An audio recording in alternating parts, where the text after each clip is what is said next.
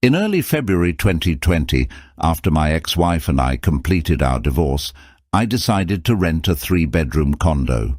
This condo belonged to a good friend who owns 2 attached condos.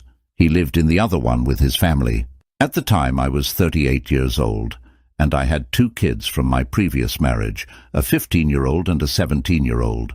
Shortly after, I began dating a 32-year-old woman who didn't have any children of her own. We met at a point in her life where she had been searching for Mr. Right. Before meeting me, she had been in a relationship for 9 years, thinking that she would spend the rest of her life with that person. Unfortunately, things took a turn for the worse when he unexpectedly broke up with her. What made it even more challenging was that she was on the brink of starting a family with him before the breakup occurred.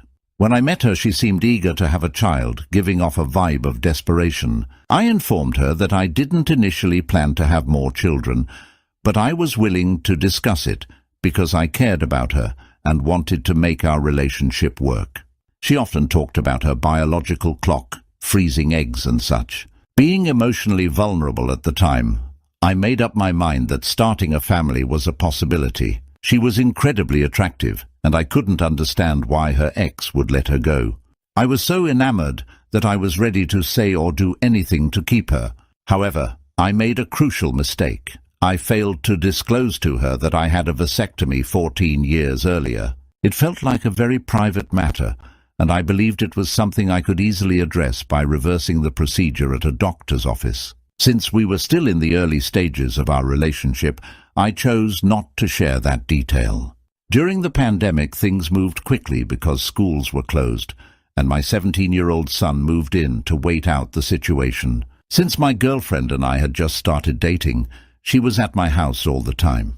Traditional dates were not possible due to closures everywhere. Typically, our courtship might have taken months or weeks, but in just 1 week, we became physically intimate without using protection. My plan was that once quarantine restrictions were lifted, I would schedule surgery to reverse my vasectomy, so the situation didn't seem like a big deal.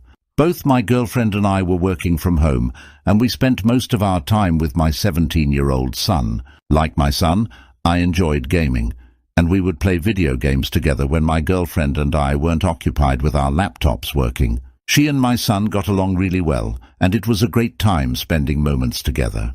Sometimes my friend, who owned the building and was our next-door neighbor, would come over with his family. Most times he would come alone, and we'd head to the backyard to smoke cigarettes. My friend had a particular brand he liked that I didn't enjoy, and I was quite specific about replacing the ashtray, which becomes important later in the story.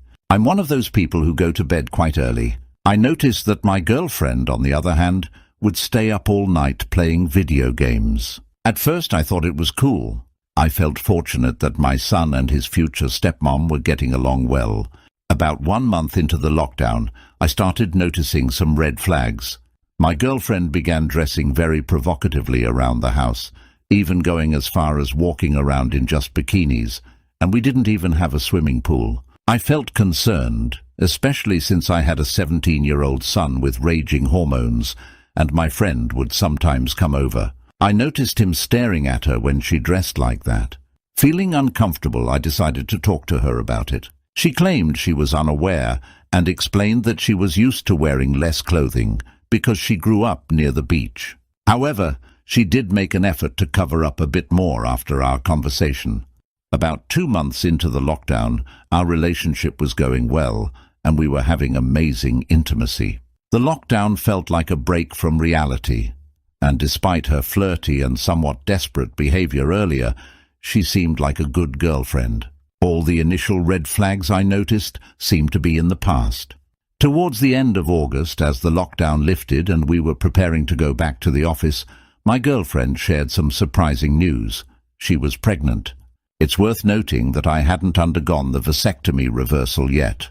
When she told me about the pregnancy, I felt a mix of shock and confusion. She took offense, thinking I wasn't happy and suggesting I might not want to have babies with her, which triggered her self-esteem issues. In response, I reassured her, expressing my happiness and explaining that I was just initially shocked to realize I was going to be a dad. After I reassured her and she left feeling happy, I found myself alone with my thoughts, contemplating what had just happened. I knew the vasectomy had worked because my ex-wife and I never had another child. Even then, I couldn't be certain if the baby wasn't mine since we were intimate every night. The unsettling thought that I didn't want to entertain was the possibility that she might have been intimate with my son. The mere idea made me feel sick. To avoid dwelling on that distressing possibility, I scheduled an appointment with a doctor located far from my home. Unfortunately, all the doctors in my area who specialized in such matters were either fully booked or slowed down due to the ongoing pandemic. After visiting the doctor and undergoing tests, I didn't receive a definitive answer. The doctor mentioned that pregnancies after a vasectomy had been reported. Despite my skepticism, my relationship with my girlfriend at the time remained great. I found myself almost forcing myself to believe that I was the father, unwilling to entertain the suspicion that my girlfriend might be having an intimate relationship with my son. Over the following months, my mood changed around her and my son. Every innocent display of affection she showed my son before now seemed like a potential sign of betrayal to me. I love my son deeply, and if I raised the subject and turned out to be wrong, it could irreparably damage our relationship. It was a dilemma, and I struggled with accepting her pregnancy. As we moved into October, things began to return to normal. My son moved back to stay with his mom to finish high school, and my now 3 months pregnant girlfriend and I resumed our regular work routines.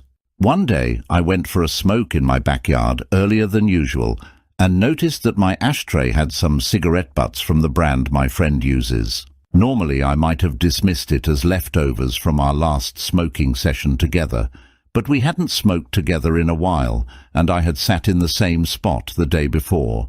It struck me that my friend must have come to my backyard to smoke, raising the question of why he chose my space over his. I speculated that perhaps he was hiding his smoking from his wife, who had been encouraging him to quit.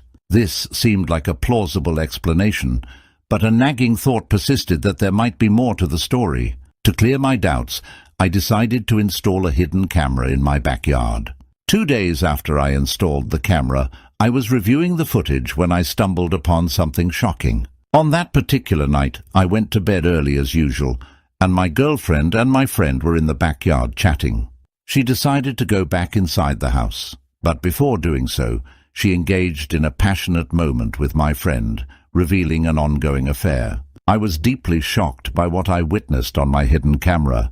Confronting my girlfriend with the evidence, she confessed that the affair had started during the first month of the lockdown. It wasn't until I spoke to my son after ending the relationship that I learned she wasn't playing video games with him. Instead, when I went to bed, she would go to the backyard to spend time with the neighbor. After confronting my girlfriend and her admitting to kissing him, but claiming they never went further, I revealed the vasectomy secret, expressing doubt about being the father of her unborn child. This revelation hit her, and she started panicking, accusing me of lying, wasting her time, and using her. I told her that she was the one planning to use me to support a child that wasn't mine, and she should go to the actual father of the child. She got angry, saying I should consider myself lucky that she chose me. I reminded her that her previous relationship didn't end well, and I had taken pity on her, but she cheated on me. She responded by saying I didn't deserve her and left. Feeling furious and betrayed, I went to my friend's house next door. I knocked on the door and his wife answered. Seeing my anger, I told her that I suspected the baby my girlfriend had belonged to her husband. Just then, he came out of the house and his wife was shocked.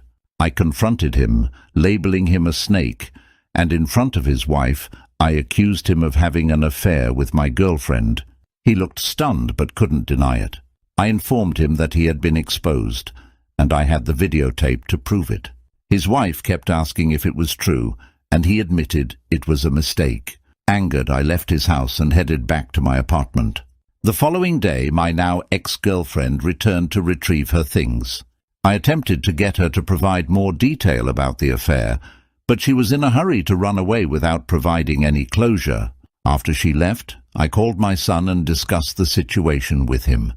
It was then that he informed me they never spent much time playing together, as she would disappear, and he assumed she went to our room. He had no idea they were together in the backyard. I felt like I had dodged a bullet in that respect. I happened to be the guy there when she was desperate to have a baby, and she didn't care whose it was. She was very attractive, and my friend fell for it, leading to the destruction of his marriage. The following month, I broke my lease and moved out of his condo. His wife is divorcing him, and my ex-girlfriend wants nothing to do with him.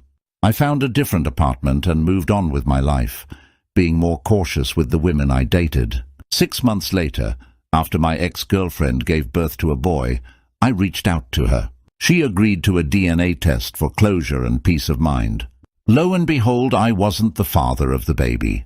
I can only guess that the baby belongs to my ex-friend, who is now divorced